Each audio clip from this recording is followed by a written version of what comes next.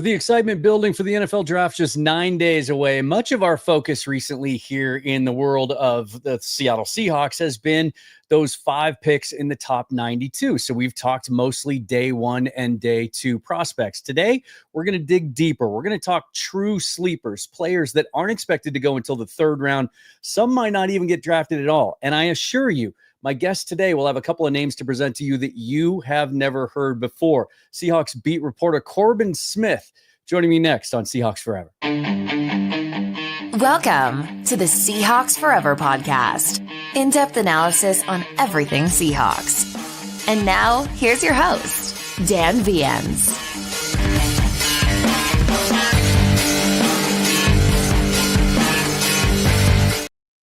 Hey, look at that. It's Corbin Smith. Busy time of year for him, doing his thing on the Emerald City Spectrum as well as Locked On Seahawks. How you holding up through draft season, my friend? Well, it's been all survival mode the last couple weeks, but most of the hay is in the barn at this point. So I'm feeling pretty good for the last mock draft coming up on Wednesday and, of course, the real deal next week. I'll be doing my final mock draft on Monday where I actually try to predict what I think they'll do.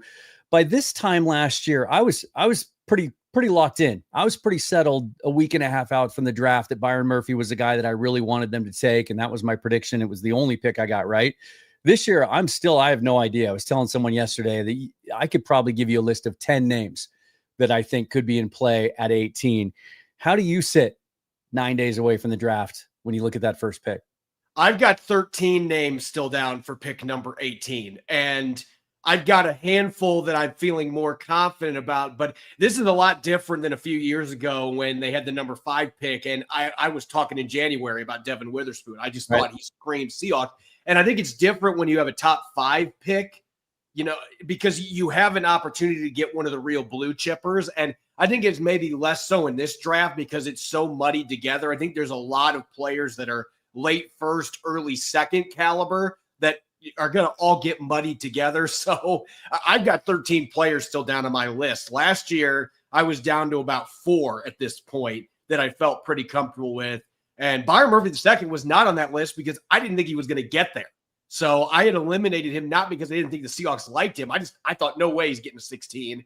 So this year at 18, around the same spot, there's a lot of names that make sense there. There's a lot of dominoes that could fall in front that lead to a surprise player still being available. Seattle might pick somebody we think is a 3rd rounder in the 1st round. It is that kind of a year. And I think it speaks to the level of talent and the equality of talent from that 10th pick or even as high as maybe the 5th pick all the way through day 2. Really, is it a good thing to have that many options, or would you rather have it a little bit more kind of dialed into 3 or 4 names at this point? Normally, I would tell you that I'm psyched that it's like that because it would mean, hey, I might be able to have 4 or 5 players that I really want. I can try to trade back. But the flip side is it is getting harder and harder to trade down in the NFL draft the last couple of years. And I think it's going to be incredibly hard to do so this year, at least in the 1st round. So I would almost rather be in a situation where I got 2 or 3 guys I really like, and hopefully one of them is there at pick number 18, then, oh boy, I've got 13 that I'm not so sure on at this stage. Yeah, this is a historically unusual 1st round. We've never been this close to a draft before and had all 32 teams still holding on to their native pick selection in the 1st round. Not a single trade has happened yet in the 1st round. And I think you can see that reflected in their 30 visit list as well. In most years, there's a few guys on the list that they bring into the VMAC that are projected to go in the 1st round, but they primarily have used those visits over the last several years to get to know guys that maybe didn't go to the combine or that they need a medical recheck on, or even sometimes to start the recruiting process in undrafted free agency. By my count right now, with a couple more names coming out today, Jihad, Campbell, Shamar Stewart, both set to visit the VMAC. I've got 19 names on my list. Roughly half of those are players that could be in play at 18. It's unusual, right? How close do you think the Seahawks are to dialing in their last few prospects on their draft board for 18? It's interesting because I would agree with you, Dan, that normally this time of year, I'd say half the list is usually day 3 or undrafted priority guys. That's usually how it goes. But you can tell Seattle and John Schneider, they understand we've got 5 picks in the first 92. because I think you could make the argument that 11 or 12 players in that list could be picked in the first 90 to 100 picks. Mm-hmm. And so it makes sense when you have that many different rolls of the dice the first 3 rounds, and they could have another pick thrown in there if they find a way to move around the board some. It's possible they could make 6 selections in the first 3 rounds. So it makes a ton of sense. And also the fact that you've got a lot of different position groups represented. We have the linebacker, as I reported today, Jihad Campbell, visiting. My understanding, it was yesterday that he visited with a team. He was flying home today, met with the team yesterday. Nobody was expecting a first-round linebacker, and that's where he would fall. Maybe he goes to the second because he had shoulder surgery, but he's a first-round caliber player. And then you have a couple of D linemen. You have Michael Williams from Georgia. Mm-hmm. You've also got Shamar Stewart from Texas A&M that's on there. Ty Robinson, one of my favorites, from Nebraska. So they're in some big boys. They've got a number of different offensive linemen. To me, the number 1 center in this class, Jared Wilson, who is the only center that I've got a top 100 grade on, if you're not counting Gray Zabel, which I'm not. I think he's a guard. But this is a weak center class. Jared Wilson's the one potential diamond in this group. I just think when you look at the receivers even, I keep wanting to say Tet McMillan, and Arizona fans are telling me that he does not do that. So Teteroa McMillan is a player that a lot are expecting in the top 10, top 15. If he does fall to Seattle, the Seahawks seem to be very interested in him. Savion Williams from TCU. And of course, we got to talk about Mr. Williams from Washington State, which it's weird that that's not a local visit anymore, but apparently it's not local anymore. But you just look at it, there's so much day 1 and day 2 talent on here. And Seattle's picked almost 20% of John Schneider's draft picks, and those are the ones we know. There may have been some other ones that weren't reported or official visits. And so some franchises, this might not matter. For Seattle, it absolutely does.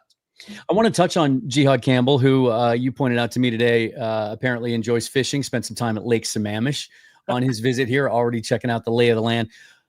Whenever I've talked about Jihad Campbell, or let alone mock him and post that mock draft, fans don't understand why the Seahawks would take someone who is primarily an off-ball linebacker when they have Ernest Jones and Tyrese Knight. What would his role be if he became a Seahawk?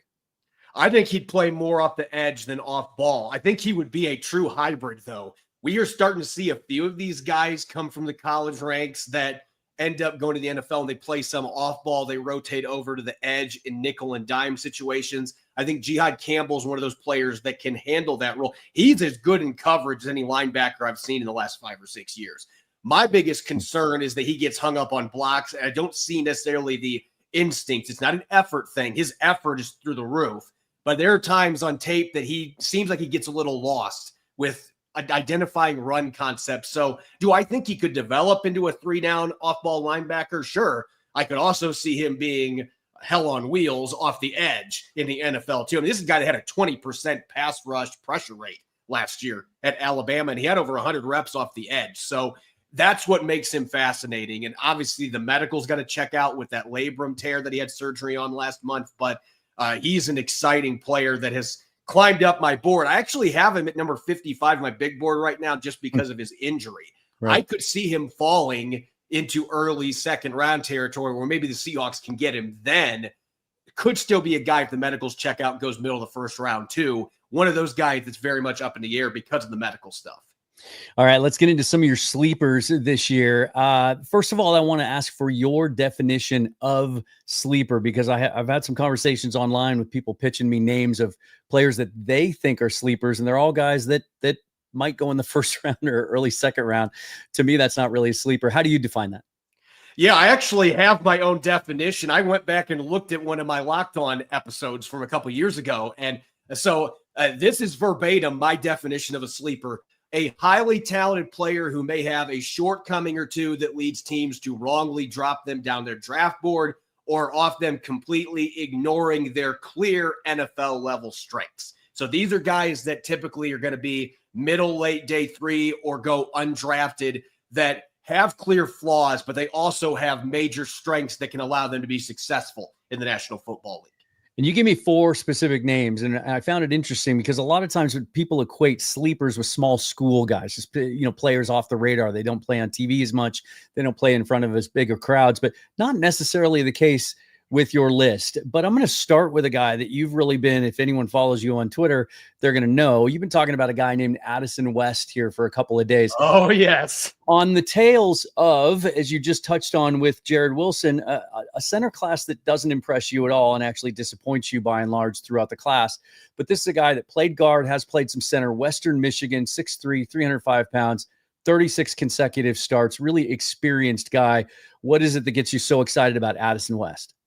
First off, RAS score north of 8. He is not the best athlete that you're going to find, but he is more than athletic enough, had a really good short shuttle time.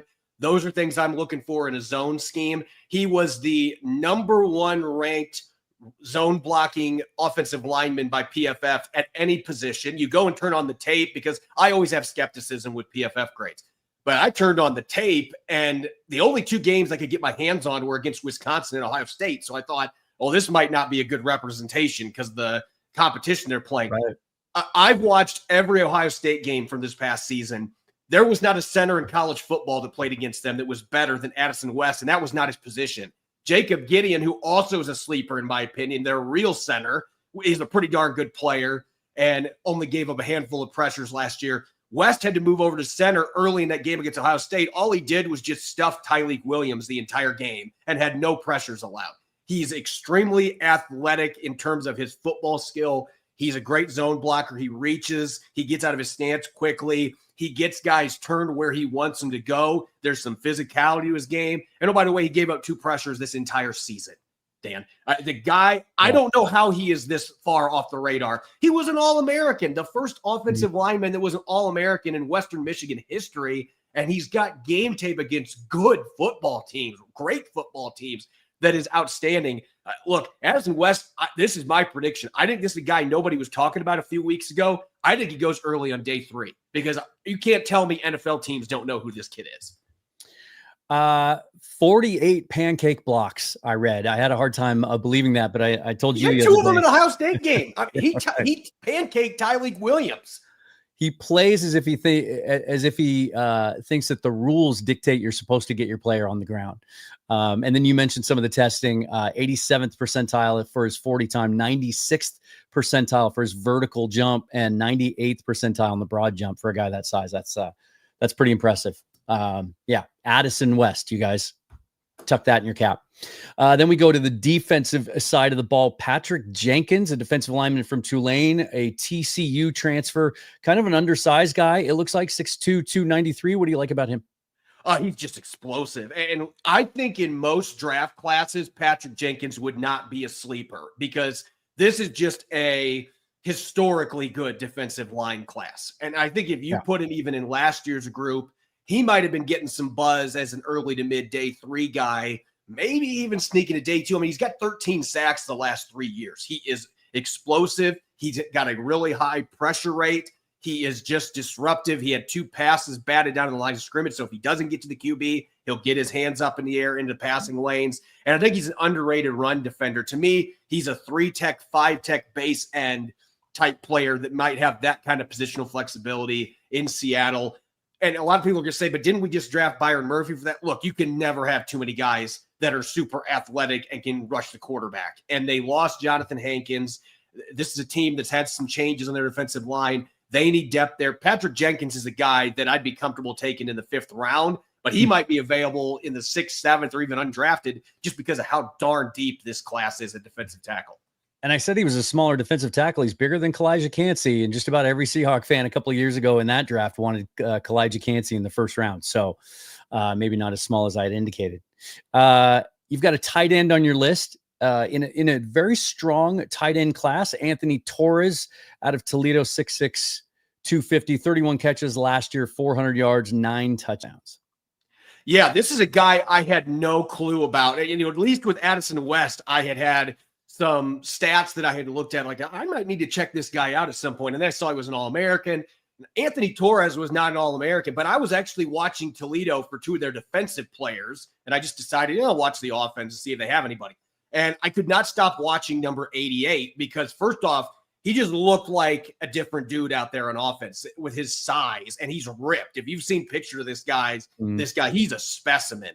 ran in the low 4.7s at 250 plus pounds, 6'6", 250, 9 touchdowns last year. Not a high volume target in their offense, but I don't see any reason that he couldn't be in the NFL. That's the kind of talent I saw on tape. And yet I have not seen anything about this guy. I see a solid run blocker. He's got a 6'6" frame that you could maybe add a little more muscle to. And he's athletic. He's got soft hands, not many drops at Toledo. And he previously was at Western Michigan, ironically enough, but he's bounced around the MAC. But this is a guy that I had never even heard his name. I started watching tape and who is this 88? And then I looked at his RAS score and I'm like, this guy, I know there's a deep tight end class, but why is no one talking about this kid? Because he's got a lot of NFL traits, in my opinion. And then the last name of the 4 that you gave me specifically that you're really high on is your sleepers. This is a name that some viewers probably will know. I've had some suggest him to me. Certainly Seahawks have a need at wide receiver. I don't think they get out of this draft without drafting one, maybe high, maybe they draft 2 in this class. But also he went to the Senior Bowl, and that's Pat Bryant from Illinois. Yeah, there's some people that are sleeping on him now because he ran in the low 4.6s for his 40 time. I thought he would run in the 4.5s. I was a little surprised that he ran that slow. You don't see that speed on tape, though, including the Senior Bowl reps. And he had 6 touchdowns last year at Illinois. And anybody that watches Big Ten football knows Illinois, they don't like to throw the ball, really. That's not their game. They want to run the football. They're old school. Brett Bielema's their coach. That's what he's always done. He wants a run game. But they chucked it up to Pat Bryant. 6 touchdowns that traveled through the air, 20-plus yards last year, over 17 yards per reception. He is a prolific deep ball threat. He can block in the run game. You don't play for Illinois if you can't do that. He can block. He's a big-bodied receiver, 6'3", 190, plays like he's 200, 210. He's got some physicality, some after-the-catch capability to his game as well. I still think he probably goes early day 3, but you could make an argument without the 40 time that he was starting to trend towards day 2. I think he's that kind of a talent as far as a wide receiver goes. 10-yard split's not bad, though. 156 gets off the line okay. But, yeah, to your point, Illinois was like a 55-45 pass rate to run rate last year. And the quarterback wasn't good. I was watching some tape after we talked about Bryant, and he made the QB look better than he really is, and that's saying something. He ran a corner route, got separation, turned around, the ball landed on the turf 4 yards behind him, and the quarterback was pretty unimpeded. Do you find most of your sleepers while you're watching other players? Yeah, honestly, Dan, that's not normally the case. Torres was a rare example. There's been a few other times, but a lot of times, I just watch a lot of college football, and I'll keep a notebook during the season, and I watch Maction during the week. The MAC kicks out a lot of really good players, and if I see somebody that jumps out to me, I'll be like, you know what? I'm going to write this name down just for safekeeping here. And I, of course, look at, the advanced stats on PFF, which that's only part of the evaluation. I've seen guys that had monster numbers, and then you watch the tape, you're like, that guy's not an NFL player. But you see players like Addison West, and you say, why would that guy not be one of the top guard prospects in this class? Not just an All-American. He looks like an NFL player to me. So most of the time, they're guys I already heard of. Torres, though, would be a rare example of somebody that I'm watching somebody else. I'm like, I just can't stop watching this 88. Like, who is this kid? And so it does happen occasionally. Yeah, I'd never heard of Addison West, but found that Ohio State game on YouTube, and I was just as impressed as you were. It's like, why haven't we heard more about this guy? I think my favorite sleeper story in Seahawks history, you go back a ways, was when Dennis Erickson discovered John Kitna. And I think if the story went, he was there to watch a fullback who I think was related to somebody that he knew. He was like doing it as a favor. And then he saw this kid and he looked pretty good and signed him as an undrafted free agent, played 10 years in the league, 10 plus years in the league. Who would you say, if I challenged you to come up with John Schneider's best sleeper, who would you name? So I've got 2 from more recently. I think you've got to have Chris Carson at the top of the list because Chris Carson was a second string running back at Oklahoma State. But when you turned on the tape, he had a lot of the traits that Seattle has always loved with running backs, the tenacity, the ability to run over dudes, the reckless abandon with his physicality, pass catching ability to go with it.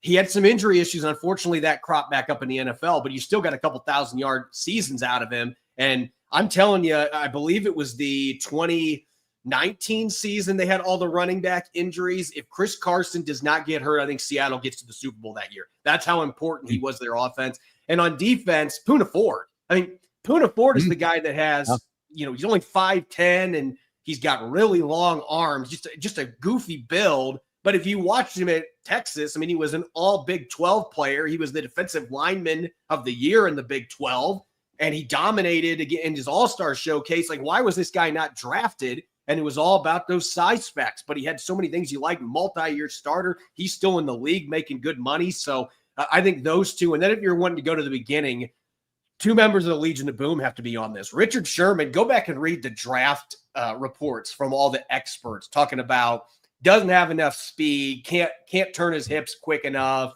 is going to get exposed by receivers with even average speed. And all we know is he's probably going to be a Hall of Famer with all the All-Pros that he had and the physicality and the things the Seahawks loved about him, the ball skills. And Cam Chancellor, nobody had really seen a safety that size. At least there have been a couple guys comparable, but just his ability to go up and knock over offensive linemen, and he could make plays in the football, but he fell to the 5th round too, despite some of the traits that he had. Not the best athlete in terms of testing, but he proved everybody wrong. I think those two, they scream sleeper by my textbook definition. They clearly had some elite traits, even if there were some physical shortcomings that teams were scared off by.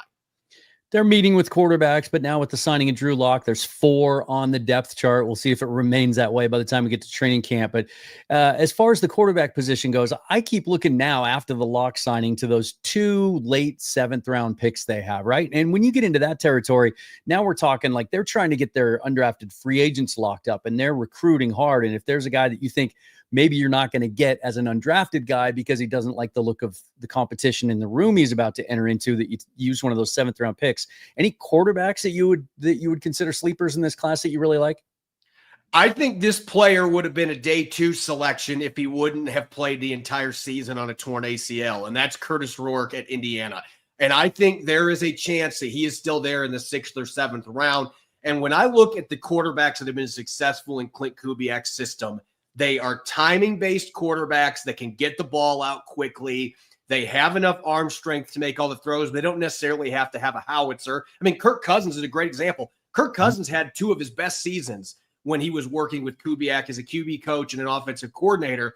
Curtis Rourke can make all the throws. He doesn't have the biggest arm, but he can make all the throws. He's incredibly accurate, high IQ, and a quick release. If Indiana's offensive line wouldn't have completely imploded late in the year and he wasn't playing on one bad knee, he might have led him to a playoff victory. But the fact that he did what he did last year and took Indiana to the playoff while he was playing with a torn ACL, it made me admire the guy more. So I just think if you're looking for a guy, and you could redshirt him for a year if he's coming off that knee thing because of your QB depth, but I think Curtis Rourke still has enough talent to be a starter in this league, and I think he projects well in Clint Kubiak's system.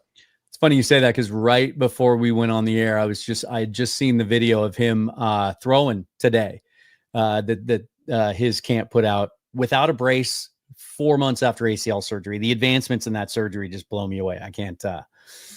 Every year I think they've shortened that window up as much as they can, and then a guy comes back even sooner. You want to take some questions? Yeah, let's go for it. Let's see what we got here. Let's clean some things up here.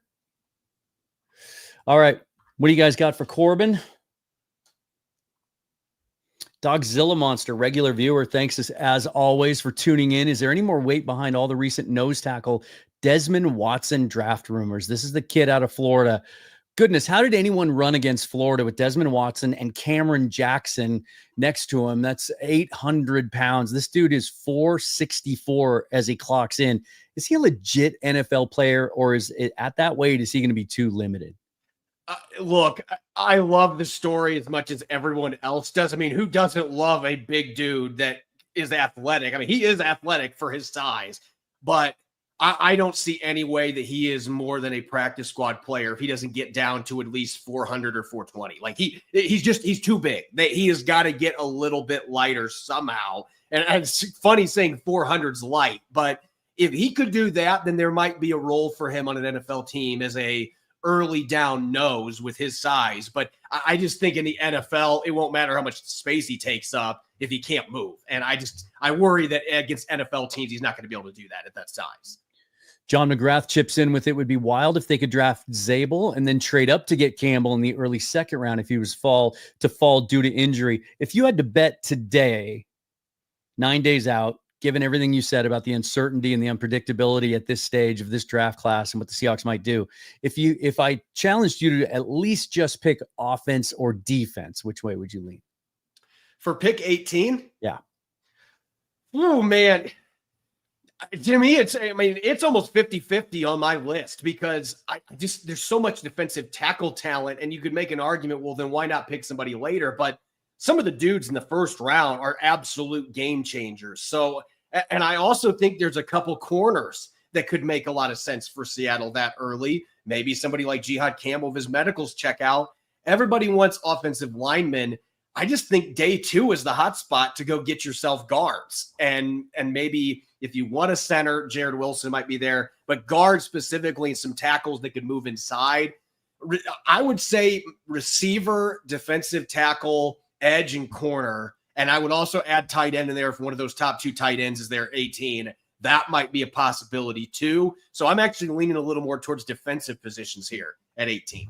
Are you prepared for the viewer and listener backlash the night after the first round if they don't take an interior offensive lineman? You know, it's interesting gauging the audience on our podcast and just readers in general. I don't feel like it's been quite as heavy. We have got to draft an offensive lineman. There's been a shift. Yeah, I feel like there's been a shift. Yeah, I think that, I think a lot of 12s are very educated and they listen to really good podcasts that talk about draft prospects. And I think if you've been paying attention, there are guys like Donovan Jackson, Tate Ratledge, and I'd throw out a couple other examples. Clay Webb is a guy that I like early day 3 that I think would be great in his own scheme. Jackson Slater from Sacramento State. I mean, I can keep throwing out names that are starter caliber players. Addison West. I mean, Addison West to me is that kind of a player. So I can keep throwing out some tackles that could make sense sliding in. To me, the one guy that would really make this tough for me if I'm John Schneider, if Kelvin Banks Jr. from Texas is there at 18. Look, he's never played guard before, but when I watch him on tape, I just think that guy would be an all-pro guard in Clint Kubiak's system with how fluid he is. He's already an outstanding zone blocker, and he's got some nastiness to him. Pass protecting inside should be easier for him. That would be a guy that I would be really hard-pressed not to take there at 18. But I think even somebody like Gray Zabel, I'd be hesitant at 18 when I think there's some other positions that might have better players available if you're looking at best player available perspective. Thanks for the super chat, Scott. Scott asks, what do you see them picking in their first 3 picks? So again, asking you to go out on a limb here. If you could just pick positionally the boxes you think that they would check at 18, 50, and 52 right now. If I, listen, pardon my French here, but if I had a gun to my head and somebody said, okay, pick, what are the 3 selections? What positions are they going to be?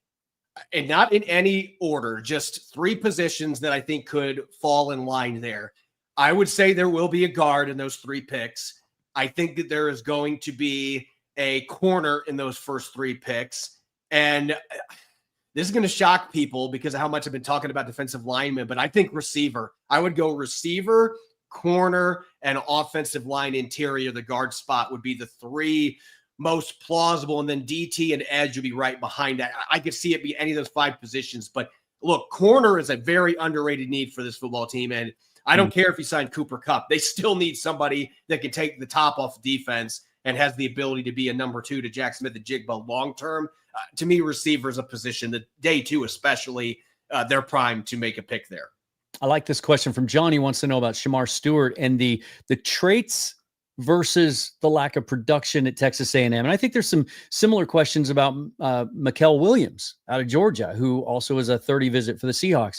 How do you reconcile what you see from Stewart, the athlete, and what you see from Stewart on the stat sheet?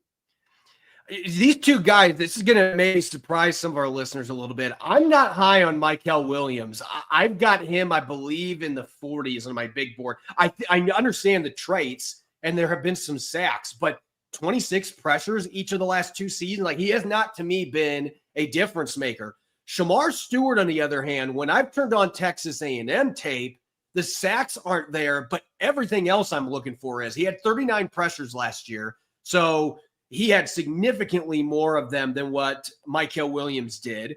You can see the burst. You can see the athleticism, the ability to move up and down the line. He had a couple of passes swatted the line, a couple of forced fumbles, and he had 6 tackles for loss. I felt like what Texas A&M was asking their linemen. I mean, Nick Scorton was a double-digit sack guy at Purdue, right, and it was cut in half at Texas A&M. Their system, it was getting these guys in a lot of situations where they were two-gapping, and they just weren't in prime positions to really go after the quarterback. I am really intrigued by Shamar Stewart a lot more than I am based on the film on Mykel Williams. They both could end up being really good players, but Stewart's somebody that I went in with kind of an open mind, and after I got done watching some tape, it's like, I see enough there to think first-round pick with that kid.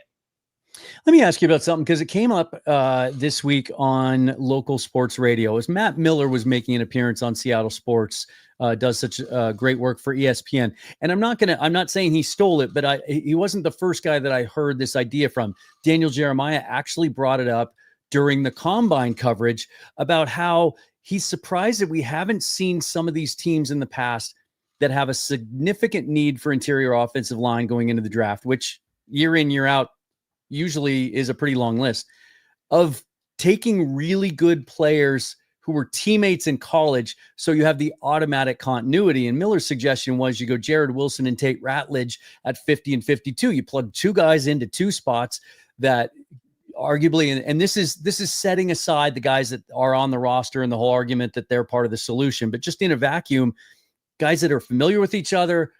They've worked off combo blocks together and picking up stunts and blitzes. Why haven't we seen more of that, especially in a year like this when you have a school like Georgia who has 3 guys? Yeah, I think continuity is important, but I also think a lot of times people forget just how big of a jump it is from going to the NFL from college ranks. And I'll just throw out this example. When Pete Carroll became the head coach, everybody was expecting, he's going to go bring in Taylor Mays. He is going to, they did trade for Lendale White. Obviously that didn't work out, but everyone was expecting him to bring in just a whole bunch of his USC guys. And he didn't do that. Like, he went out and just got the best players available. And I think you can say that with offensive line too. Although in the instance of Wilson and Ratledge, I think that would be an exception to the rule because, as I've said, I think Jared Wilson's the best center in this class, and he's a young kid that's really athletic. This would be a good fit for him. Tate Ratledge, I just absolutely love him. I've got a first-round grade on him. I don't know if he goes in the first, but he is so much fun to watch, especially when he's healthy, and just a nasty dude that is incredibly athletic. If you had the chance to bring both those guys in at 50 and 52, I think that would be a home run. I just don't think it's something that NFL teams a lot of times – it would be kind of like, when everyone was saying Alabama can beat Jacksonville a few years back, and Steve Spurrier was saying that could happen. No, it would not, because the best players in the world are all in the NFL. It is no longer even as good as the SEC is, and that goes to Georgia too. You're looking, can we get the best players possible? And Georgia, in this case, would be a rare example where I can see it absolutely being worth doing that. But I'll give you another example. If Seattle drafted Chase Lunt out of UConn, the tackle, he played a ton of snaps next to Christian Haynes, but he's not going to play with Abraham Lucas and Charles Cross there. And you're certainly not going to put him ahead of those guys just because he played next to Christian Haynes. So I think a lot of times the talent isn't there necessarily to make that continuity worth making such a move. If the Seahawks were to draft Jared Wilson, does he beat out Oluwatimi and Sundell as a rookie, in your opinion?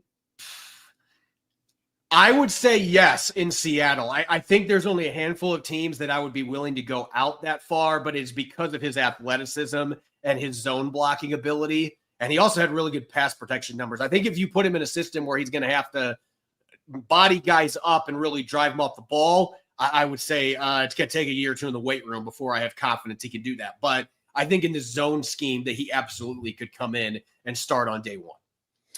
Thank you for the super chat. Jamie, where do you see Boise State's defensive end Ahmed Hassanein? Hassanein, baby. I haven't tried pronouncing that name yet this year, so that was my first. That was a blind shot at them. Great story he is coming into this draft. Where do you see his value? Right now, I would say he's a sixth rounder. That's I think sixth round, maybe seventh. I don't see him going undrafted. And I've had some listeners on Locked On Seahawks when we pointed this out. He's one of my sleepers. He was on my all sleeper team. And as you mentioned, great story. He was a CrossFit athlete, had never played football.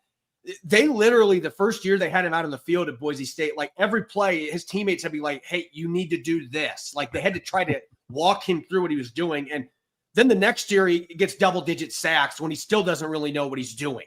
And now he has a deeper understanding of the game, but he's still so young to it. And I've seen some listeners like, I don't want a guy like that who has to be developed. In the late rounds, I do. This guy was already a double-digit sack player, and he was just barely scratching the surface of knowing what he was doing. And I know the testing was not elite by any means, but the dude just plays with reckless abandon, incredible motor, made plays against the run. I think there's a starter in there with the right team developing him because he's still so new to football. We're getting a lot of Cam Skattebo chatter in the comments. How do you view him as a prospect with the much talked about lack of top end speed and the physical nature and maybe potentially durability concerns, and also how he might, if at all, fit into the Seahawks' current running back room? Well, I've been saying this for about a month, and I'm going to conjure up a name that some Seahawk fans are going to remember, John L. Williams. I look at this offense that Clint Kubiak is running, and historically, Kubiak has not had fullbacks that were big playmakers. That has not been his game. But we've seen similar systems in San Francisco where he was the QB coach at one point. He was pass game coordinator there a couple years ago, and how much they used Kyle Juszczyk. I can see Clint Kubiak early on day 3, if Cam Skattebo is still there, saying, hey, I don't want to draft him as somebody to compete with Ken Walker III right now. I'm going to draft him and play him 50% of the snaps as a fullback, and he can catch the ball too. He was one of the leading receivers for Arizona State. And look, I think he's good enough to be a early down running back in the National Football League. But ironically, he's not a great pass protector. He's really good at run blocking, though. So fullback just seems like he is kind of one of those dudes that he has rage in his eyes every single snap. He just looks to me like a fullback, and you'd be bringing the clock back to the 80s, but this is the offense to do it with. And can you imagine how much that opens up your passing game if opponents have to put an extra safety down in the box all the time because they're like, oh, they could turn to Skattebo and he could pick up 20 yards on any carry, and they got Ken Walker III. I'm enamored by that. If he's there early day 3, I say go for it. I think they would use him enough that it would be worth it at that point. He's one of those players that if, regardless of if you think there's a need or a fit or whatever, if he flashes up on the lower part of the screen, the Seahawks tape, you just get excited. He's just a fun player. And I know I'm older than you, but the John L. Williams comp is great. But I see some Dan Dornick also in his running style and how he just has. You can make an argument that this is Dan Dornick and John L. Williams merged together with some traits from both, because he has that pass catching ability. And this is the other thing. We know how many carries he had and how he was a featured piece in Arizona State's offense last year. He made 3 tackles on special teams. Like, this dude does not give a damn. Like, he is going to go do whatever you ask him to do. That's a guy you draft early on day 3 and say, we'll find somewhere to put you, and we'll find a way for you to make a difference. And heck, he could be your feature back in a year because Ken Walker III is a free agent. You could have him as a fullback for a season, then move him back there, and I'm confident that he could handle it. John's asking about potential safeties on day 3. This is a top-heavy safety class, and then once you get to day 3, there's some guys that are kind of all over the place. How do you view that class? So I see the question says day 2, but I'll mention day 3 or day 2, doesn't matter. Best fit for the Seahawks on day 2 at the safety position, I would say it would be Kevin Winston Jr. from Penn State, who, if he did not tear his ACL last year, might be in the first round discussion. He's a really physical player that has enough athleticism to play deep safety as well. He can play that money linebacker role. Penn State missed him a lot. I think Penn State might have got to the national title game if they had a healthy Kevin Winston Jr. He's that kind of a player. And I just think the positional flexibility, that's such a big part of playing safety in Mike McDonald's defense. And then day 3, we talked about safeties on today's show. I'm going to go with a familiar school here, Toledo. Maxon Hook. And if you've watched Toledo, and he was a Senior Bowl participant, Maxon Hook is just one of those guys, not flashy. There's nothing special about his game, but he just gets the job done. He makes tackles. He's not a guy that misses very often. He had 7 picks the last 3 years. He can play some in the box. He's played some slot. He can play the deep safety. He is incredibly football savvy. I watched this kid play in person in high school a couple of times, and I knew at that point, like, the dude was he was reading plays before the snap even came off and was picking off passes. He did that at Toledo. I could see him being a really fun developmental third safety that automatically is going to come in, and he's going to make your team better in special teams, because he's kind of like Skattebo in that perspective that he is a football player. He will do whatever you ask him to do. I'm a big Max and Hook fan. To tie a bow on this, if we go all the way back to pick 18, and we talked about the wide range, you said you have 13 players on your list of guys that you think will be in consideration there, which makes it difficult for them to throw a curveball at us or shock us, except for one thing, and that would be a quarterback selection, which after the signing of Drew Lock, again, you would think isn't even in consideration, and yet they had Tyler Shuck in for a 30 visit. Jalen Milroe, I believe, was in town today, if I'm not mistaken. Why do you think I don't want to say why bother, because I understand why you do the due diligence, but why have Milroe in for a visit? Because of his incredible athletic traits and his big arm. He has physical tools you cannot teach. And we know John Schneider has always been enamored by big arm and athleticism. And there's one other thing, for all the issues that this kid has on film. And look, I'm as down on him as most, compared to most analysts, as anybody. I've got a 4th round grade on him. I don't see a guy that can read defenses consistently, and his short to intermediate accuracy is a nightmare at times. And I just don't think you can play quarterback in the NFL with that. But he's just got that 4.3 speed. He has as big of an arm as anybody, his deep ball prowess. There are things you can build around him. If you can develop the rest, he could be a special quarterback in the National Football League. I don't know about him and Clint Kubiak's offense, though. Like the timing-based stuff, the short intermediate throws, it just seems to me like that would be a really odd fit, aside from the bootlegs and mixing in the run game with the quarterback, which Kubiak has done in the past. So I'd be stunned if they picked him at number 18. Not so much if they picked him at 50 or 52, just because we know John Schneider has always been enamored by those elite traits. And if Clint Kubiak thinks he can coach him up, I think Sam Howell's already got a foot out the door, if not both. And I don't think Jaron Hall's on this roster either. So you could go into next season with Drew Lock as your number 2, and you could keep Jalen Milroe in your roster as a gadget running back or a wildcat quarterback and let him develop, and it would justify keeping a 3rd QB active on the roster. So that would be my rationale for doing it. I'm not saying they should, but that's my rationale behind it.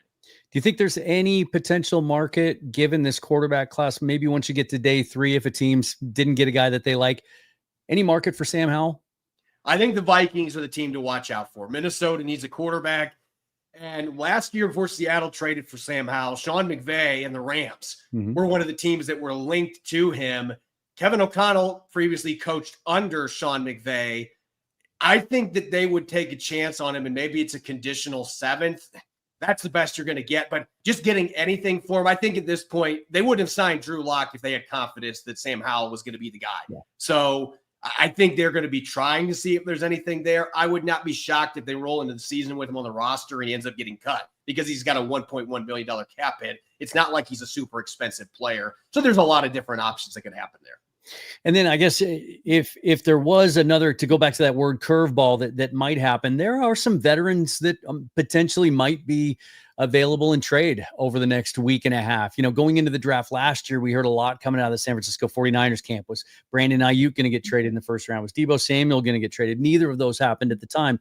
This year, there's some indications Trey Hendrickson may be available during the draft.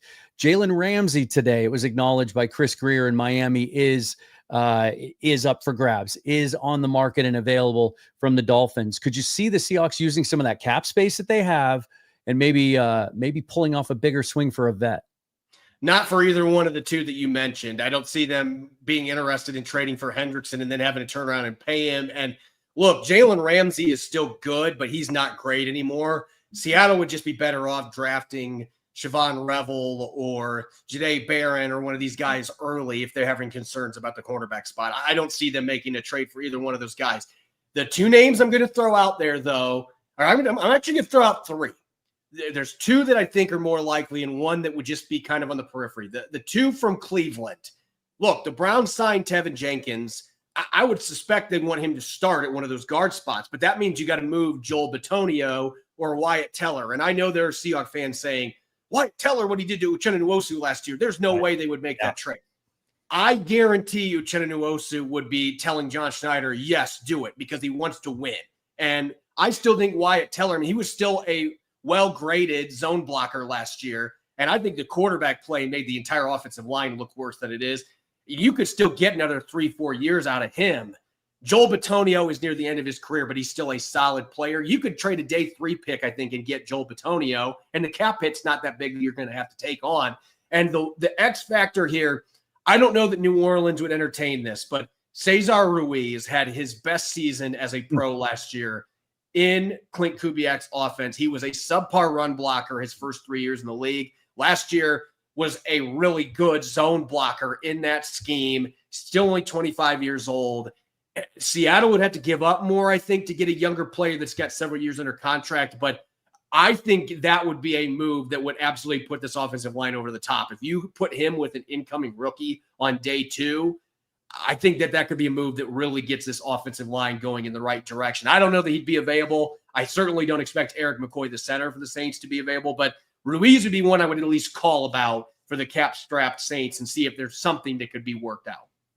All right, we are in the home stretch. The draft's just 9 days away. Emerald City Spectrum is the website. Locked On Seahawks is the podcast. What's your focus as we get into these last few days? Yeah, those have been subscribing to our website, Emerald City Spectrum. I've been taking a deep dive. I've probably produced 120 scouting reports. My hands hurt from all the typing I've been doing, but we've got big body receivers that I posted yesterday. And then I've got best zone blocking centers and best zone blocking guards, lengthy articles with a bunch of prospects. Those are available for subscribers for just $6 a month or $60 a year. EmeraldCitySpectrum.com. I've got a couple more of those coming out tomorrow. It'll be nose tackles. Nice. Kudos again on the website, man. It looks great. You're doing great work over there. Love the staff. If you haven't subscribed yet, it's well worth the cost of a coffee, as is the most common example to use. But it's always good to have you on the show, and we'll get you back again after the draft to wrap everything up. And when we finally find out, it amazes me every year, but I think this year more than ever, because this class has been so unpredictable, how far out the draft seems to get. And then it's like we're scrambling at the end, and I can't believe it's almost here. But can't wait to see what happens. Can't wait to talk to you again after it's all over. Sounds good, Dan. Thanks as always. Appreciate it. All right, Corbin. Thanks all of you for watching at Seahawks Forever on Blue Sky and Twitter. Forever and always, go Hawks. Thanks for supporting the show.